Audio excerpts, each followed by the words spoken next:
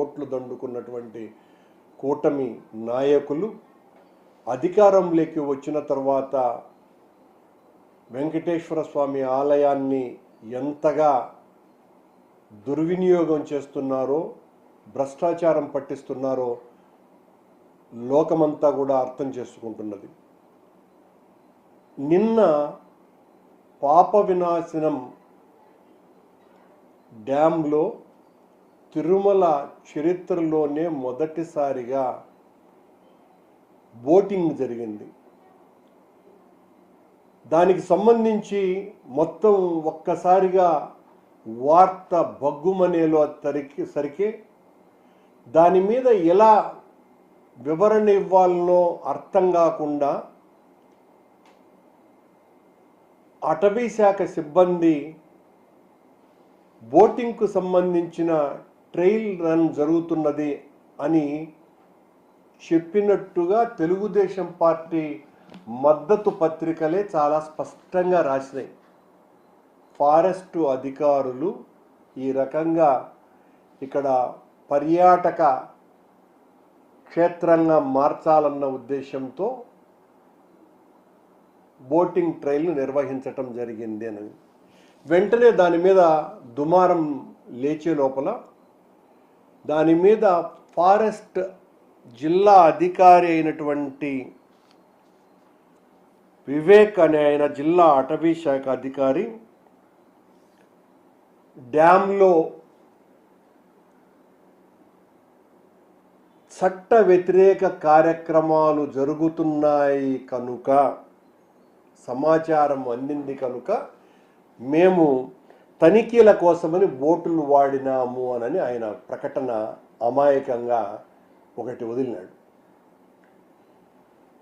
అది ఆ ప్రాంతం పూర్తిగా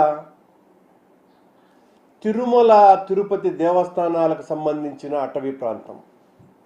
దానికి సంబంధించి తిరుమల తిరుపతి దేవస్థానానికి కూడా అటవీ శాఖ అధికారులు కూడా ఉంటారు. మరి ఈ వివేకనాయన ఏ అటవీ శాఖ అధికారో ఆయన ఎలా, ఒకవేళ టీటీడీకి సంబంధించిన అటవీ శాఖ అధికారి అయితే ఆ స్థాయి అధికారి కాదు వివరణ ఇవ్వాల్సింది. దానికి ఎగ్జిక్యూటివ్ ఆఫీసర్, అడిషనల్ ఈఓ వివరణ ఇచ్చి ఉండాలి. అంటే చట్ట వ్యతిరేక కార్యక్రమాలు జరుగుతున్నాయి అంటే తెలుగుదేశం పార్టీ కూటమి ప్రభుత్వంలో తిరుమల క్షేత్రంలో ఎన్ని దురాఘాతాలు జరుగుతున్నాయి అన్నది ఈ వివేక్ అనేటువంటి అధికారి ద్వారా విషయం బయటపడిపోయింది. ఆయన చాలా స్పష్టంగా చెప్తున్నాడు, చట్ట వ్యతిరేక కార్యక్రమాలు జరుగుతున్నట్టుగా మాకు సమాచారం అందింది కనుక మొట్టమొదటిసారిగా బోటింగును వాడటం, అది కూడా బోటింగును అందుకోసమనే వాడినారు అని అంటే అర్థమైంది. చాలా పెద్ద ఎత్తున ఆ చట్ట వ్యతిరేక కార్యక్రమాలు జరిగినప్పుడే జరుగుతాయి. అలాంటి బోటింగ్ జరగటం అన్నది ఇంతవరకు తిరుమల చరిత్రలో ఇలాంటి సంఘటన ఎప్పుడు కూడా జరగల. అటవీ శాఖ సిబ్బంది ఏమో ట్రయల్ రన్ కోసమని, టూరిజం స్పాట్గా చేయటం కోసమని వాళ్ళు చెప్పినారు. అటవీ శాఖ జిల్లా అధికారేమో చట్ట వ్యతిరేక కార్యక్రమాలు జరుగుతున్నాయి కనుక మేము ట్రయల్ రన్ను వాడినాము అని ఆయన చెప్తున్నాడు. ట్రయల్ రన్లో పాల్గొన్నటువంటి అటవీ సిబ్బంది ఎవ్వరు అన్న ప్రశ్న మేము వేస్తున్నాం. ఆ బోటింగ్లో పాల్గొన్న వాళ్ళు, నడిపిన వాళ్ళు కాకుండా కూర్చున్నటువంటి వాళ్ళు అటవీ శాఖ సిబ్బంది అందులో ఉన్నారా? అలా కనపడటంలా ఆ బోట్లలో అటవీ శాఖ సిబ్బంది ఉన్నట్టుగా. ఇది టూరిజం శాఖకు సంబంధించినటువంటి వాళ్ళు నడిపినట్టుగానే దాంట్లో ఆ ఫోటోలు, వీడియోలను బట్టి చూస్తే అర్థమవుతుంది. మొన్న 21వ తారీఖున చంద్రబాబు నాయుడు గారు, గౌరవనీయ ముఖ్యమంత్రి గారు తిరుమలకు వచ్చినప్పుడు దేవాంశ్ గారి పుట్టినరోజు సందర్భంగా మన రాష్ట్రంలో టూరిజాన్ని పెద్ద ఎత్తున డెవలప్ చేయాలన్నటువంటి ఆలోచన నాది, ఆ అభివృద్ధికరమైనటువంటి ఆలోచనలు నావి కనుక గుడులన్నింటినీ కూడా అనుసంధానం చేస్తాను, టూరిజంని డెవలప్ చేస్తాను అని చెప్పడం జరిగింది. టూరిజం అంటేనే విలాసము, వినోదము. ఆధ్యాత్మిక యాత్రలు వేరు, టూరిస్టు యాత్రలు వేరు. ఆయన ఏదైతే చెప్పారో దానికి అనుసంధానంగానే నిన్న ట్రయల్ రన్ జరిగింది అని చాలా స్పష్టంగా అర్థమవుతోంది. ఆధ్యాత్మిక క్షేత్రాన్ని అధ్వాన్నపరచటమే తెలుగుదేశం పార్టీ కూటమి ప్రభుత్వం యొక్క లక్ష్యంగా కనపడుతున్నది. అక్కడ ఉన్నటువంటి నీళ్లు, లక్షలాది మంది భక్తులు పవిత్రమైనటువంటి జలాలుగా త్రాగటానికి, స్నానాలు చేయటానికి వాడుకునేటువంటి నీరు అది. ఆ నీటిలో నిన్న ఈ పడవలు తిరిగి ఒకరేమో ఇక్కడ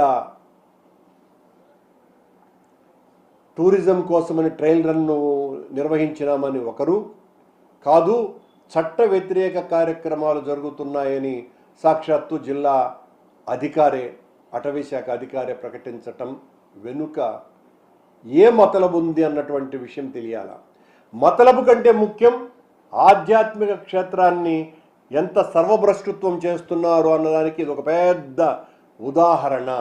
తిరుమల ఆలయ చరిత్రలోనే ఎన్నడూ లేనంతగా కేవలం భక్తులు ఆందోళనలు మొదలైన తర్వాత మీడియా ద్వారా ఈ విషయం పెద్ద సంచలనంగా మారిన తర్వాతనే ఈ అటవీ శాఖ అధికారి వెంటనే ఏమేమి ఇవ్వాలనో అర్థం కాకుండా ఇష్టం వచ్చినట్టుగా ఇచ్చేసినారు వీళ్ళిద్దరూ.